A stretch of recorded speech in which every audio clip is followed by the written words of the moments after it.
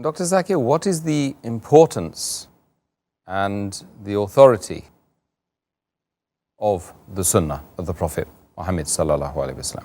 As far as the Sunnah is concerned, it is the second unavoidable source of Islam. If you have to understand Islam, number one source is the Quran, and the second is the Sunnah of the Prophet. To understand the full Islam, you cannot understand without these two sources. Both are important, the Quran as well as authentic Hadith, the authentic Sunnah of the Prophet.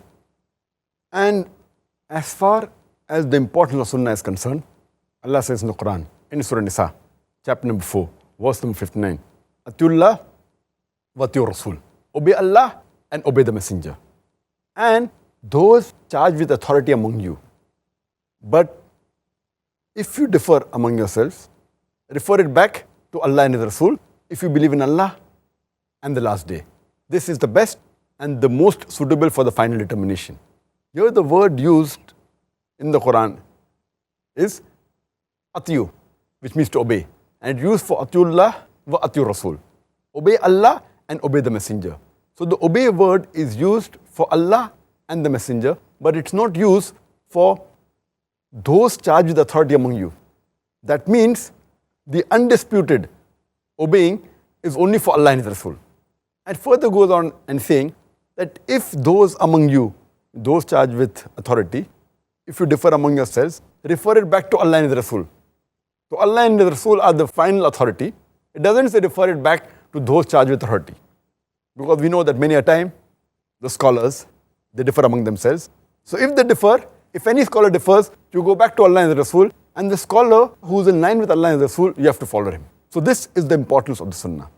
And further, there are two separate things. It says, Atiullah wa atiur Rasul. Obey Allah and obey the Messenger. So obey Allah means follow the Quran, and obey the Messenger means follow the Sunnah of the Messenger. That is authentic Hadith. Furthermore, it says that both these two sources are different.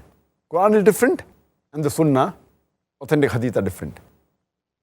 And further, if we analyze, the word wa is used between them, indicating that you have to follow both. It doesn't say summa, atiullah, summa atiur Rasul, that then you follow the Rasul. You have to follow both of them simultaneously. Then only will you understand Islam in the right perspective. And here the word that is used here, that it is obey Allah and the Messenger, both are equally important. When it says refer back to Allah and the Rasul, that means you have referred back to Allah and the Rasul, not only to Allah or not only to the Rasul. Both are important for you to understand the true Sharia. And the last point to be noted is that the starting of the Quranic verse says, Ya ayyuhal lazina amanu, O you who believe, atiullah wa atiur Rasul. That means obeying Allah and obeying the Messenger is for all the believers. It's not only for the companions or for some of the believers, it's for all the believers. Further, it's mentioned in Surah Jinn, chapter number 72, verse number 23. It says that if you disobey Allah and His Rasul, then your place will be in the hellfire to dwell therein forever. That means if you disobey Allah and His Messenger, your place will be in the hellfire. You will not enter paradise. Further, it's mentioned that if you don't obey Allah and His Messenger, your deeds will be in vain. Allah says in Surah Muhammad, chapter number 47, verse number 33, obey Allah and obey the Messenger, and let not your deeds go in vain. Further, as far as the authority of the Sunnah is concerned and the importance is concerned, obeying the Messenger is obeying Allah subhanahu wa ta'ala. Allah says in Surah Nisa, chapter number 4, verse number 80, that if you obey the Messenger, you obey Allah subhanahu wa ta'ala. And if you turn away, we have not sent the Messenger to look after your affairs, especially your evil deeds.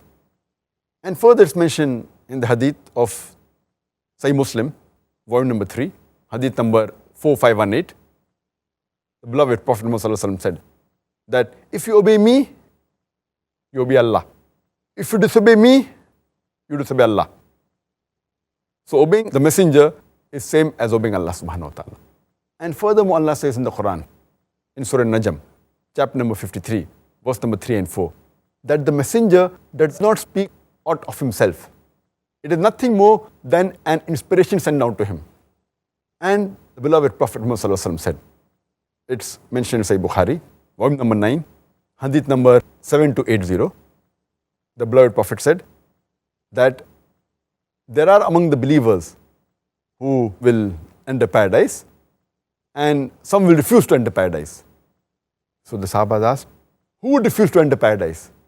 So the Prophet said, those who obey me, they enter the paradise. Those who disobey me, they refuse to enter it. And finally, the Quran says that if you obey the messenger, Allah will love you. Allah says in Surah Al-Imran, chapter number 3, verse number 31. Allah says to Muhammad Sallallahu Alaihi Wasallam, say, tell them, if you love Allah, follow me, that is, follow the messenger. And Allah will love you and He will forgive your sins. So, following the messenger is loving Allah subhanahu wa ta'ala. So this is the importance of the Sunnah in Islam.